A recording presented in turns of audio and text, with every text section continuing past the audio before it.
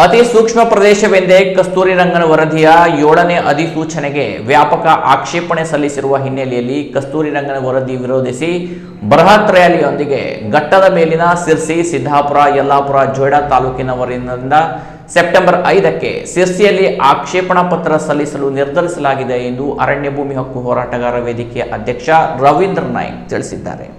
ಅತಿ ಸೂಕ್ಷ್ಮ ಪ್ರದೇಶವೆಂದು ಕಸ್ತೂರಿ ರಂಗನ್ ವರದಿಯ 7ನೇ ಅಧಿಸೂಚನೆಗೆ ವ್ಯಾಪಕ ಆಕ್ಷೇಪಣೆ ಸಲ್ಲಿಸುವ ಹಿನ್ನೆಲೆಯಲ್ಲಿ ಕಸ್ತೂರಿ ರಂಗನ್ ವರದಿ ವಿರೋಧಿಸಿ ಬೃಹತ್ ರ್ಯಾಲಿಯೊಂದಿಗೆ ಘಟ್ಟದ ಮೇಲಿನ ಸಿರಸಿ, ಸಿದ್ದಾಪುರ, ಯಲ್ಲಾಪುರ, ಜೊಯ್ಡಾ ತಾಲೂಕಿನವರಿಂದ ಸೆಪ್ಟೆಂಬರ್ 5ಕ್ಕೆ ಸಿರಸಿಯಲ್ಲಿ ಆಕ್ಷೇಪ ಪತ್ರ ಸಲ್ಲಿಸಲು ನಿರ್ಧರಿಸಲಾಗಿದೆ ಎಂದು ಅರಣ್ಯ ಭೂಮಿ ಹಕ್ಕು ಹೋರಾಟಗಾರರ ವೇದಿಕೆಯ ಅಧ್ಯಕ್ಷ ರವೀಂದ್ರ ನಾಯ್ಕ್ ಹೇಳಿದರು. ಅವರು ಸಿರಸಿಯ ಕಾರ್ಯಾಲಯದಲ್ಲಿ ಜರುಗಿದ ಸಭೆಯಲ್ಲಿ ಕಸ್ತೂರಿ ರಂಗನ್ ವರದಿಯನ್ನು ತೀವ್ರವಾಗಿ ವಿರೋಧಿಸಿ ಆಕ್ಷೇಪಣಾ ಸಲ್ಲಿಸಲು ಮೇಲಿನಂತೆ ನಿರ್ಧರಿಸಲಾಗಿದೆ ಎಂದು ಅವರು ಹೇಳಿದರು. ಪಶ್ಚಿಮ ಘಟ್ಟ ಪ್ರದೇಶವನ್ನು ರಕ್ಷಣೆ ಹಾಗೂ ಸಂರಕ್ಷಿಸಲು ಅಸ್ತಿತ್ವದಲ್ಲಿರುವ ಕಾನೂನು ನೀತಿ ನಿಯಮ ಈಗಾಗಲೇ ಇರುವುದರಿಂದ ಹೊಸ ಮಾನದಂಡದ ಅವಶ್ಯಕತೆ ಇರುವುದಿಲ್ಲ ಎಂದು ಅವರು ಹೇಳಿದರು. ಕಸ್ತೂರಿ ರಂಗನ್ ವಿರೋಧಿ ಜಾಗೃತ ಜಾಥಾಕ್ಕೆ ಮುಂದಿನ ತಿಂಗಳು 5ನೇ ತಾರೀಕಿನಂದು ಸಿರ್ಸಿಯಲ್ಲಿ ಆಕ್ಷೇಪ ಪತ್ರ ಸಲ್ಲಿಸುವ ಬೃಹತ್ ರ್ಯಾಲಿಯನ್ನು ಸಂಘಟಿಸಲಿಕ್ಕೆ ತೀರ್ಮಾನ ಮಾಡಿದ್ದೇವೆ. ಸಿರ್ಸಿ, ಸಿದ್ದಾಪುರ, ಯಲ್ಲಾಪುರ ಘಟ್ಟದ ಮೇಲಿನ ತಾಲೂಕುಗಳಿಂದ ಕೇಂದ್ರ ಸರ್ಕಾರದ ನೋಟಿಫಿಕೇಷನಿಗೆ ಆಕ್ಷೇಪ ಪತ್ರ ಸಲ್ಲಿಸಲು ತೀರ್ಮಾನ ಮಾಡಿ ಇವತ್ತು ಪ್ರಕಟಣೆಯನ್ನು ಮಾಡ್ತಾ ಇದ್ದೇವೆ. ಈ ಹಿನ್ನೆಲೆಯಲ್ಲಿ ಜನಜಾಗೃತಿ ಮಾಡುವ ಉದ್ದೇಶದಲ್ಲಿ ಇದಕ್ಕೆ ಹೆಚ್ಚಿನ ತಿಳುವಳಿಕೆ ಕೊಡುವ ಉದ್ದೇಶದಿಂದ 1 ಲಕ್ಷಕ್ಕಿಂತ ಹೆಚ್ಚಿನ ಕರಪತ್ರವನ್ನು ಮುದ್ರಿಸಿ ವಿತರಿಸಲು ತೀರ್ಮಾನವಾಗಿದೆ. ಇವತ್ತು ಉತ್ತರ ಕನ್ನಡ ಜಿಲ್ಲೆಯಲ್ಲಿ 567 ಗ್ರಾಮಗಳನ್ನು ನಿಷೇಧವಾಗಿ ಅಥವಾ ಸೂಕ್ಷ್ಮ ಪ್ರದೇಶವಾಗಿ ಘೋಷಣೆಯಾಗಿದೆ.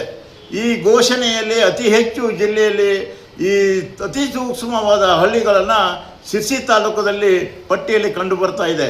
ಸಿರ್ಸಿಯಲ್ಲಿ 114 ಗ್ರಾಮಗಳನ್ನು ಅತಿ ಸೂಕ್ಷ್ಮವಾದ ಪ್ರದೇಶವೆಂದು ಘೋಷಣೆ ಮಾಡಿದ್ದಾರೆ.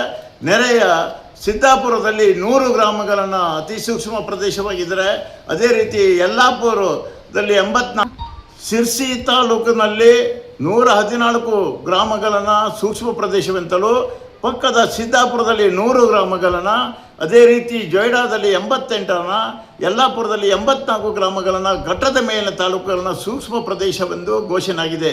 ಹಾಗಾಗಿ ಘಟ್ಟದ ಮೇಲಿನ ತಾಲೂಕಿನ ಆಕ್ಷೇಪ ಪತ್ರವನ್ನು ಸಾಮೂಹಿಕವಾಗಿ ರ್ಯಾಲಿ ಮೂಲಕ ಮುಂದಿನ ತಿಂಗಳು 5ನೇ ತಾರೀಕಿಗೆ ಸಿರ್ಸಿಯಲ್ಲಿ ಸಲ್ಲಿಸಲು ತೀರ್ಮಾನ ಮಾಡಿದ್ದೇವೆ. ಕರ್ನಾಟಕ ರಾಜ್ಯದಲ್ಲಿ ತುಲನಾತ್ಮಕ ನೋಡಿದಾಗ ಅತಿ ಹೆಚ್ಚು ಸೂಕ್ಷ್ಮ ಪ್ರದೇಶ ಇರುವುದು ತೀರ್ಥಹಳ್ಳಿಯಲ್ಲಿ 138 ಗ್ರಾಮಗಳಲ್ಲಿ, ತದನಂತರ ಹೊಸನಗರದಲ್ಲಿ 118 ಗ್ರಾಮಗಳನ್ನು ಸೂಕ್ಷ್ಮ ಪ್ರದೇಶ ಒಂದು ಹಳ್ಳಿಗಳಂತ ಘೋಷಣೆ ಆಗಿದೆ.